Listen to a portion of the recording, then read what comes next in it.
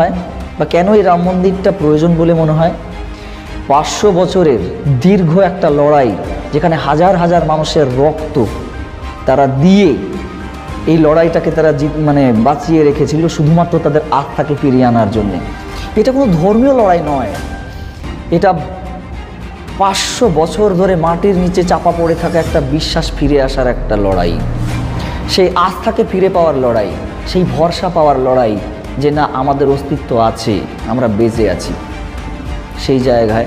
এবং সবচেয়ে বড় কথা, তারা সংখ্যাগরিষ্ঠ এই দেশে। তো দেশে সংখ্যাগরিষ্ঠ মানুষের আস্থা হারিয়ে যাওয়াটা ভালো লক্ষণ নয়, এটাও কিন্তু ভাবতে হবে। এই লড়াইটা এই জন্যই আমি বলছি, এই লড়াইটা কিন্তু কোনো ধর্মকে আঘাত করার লড়াই নয়, এটা নিজেদের আস্থা ফিরে পাওয়ার লড়াই। সেই কারণে আমরা প্রত্যেকটা ভারতবাসী, আমাদের গর্ব হওয়া উচিত যে আমরা সেই আস্থাটা ফিরে পেয়েছি, আমাদের লড়াই সফল হয়েছে।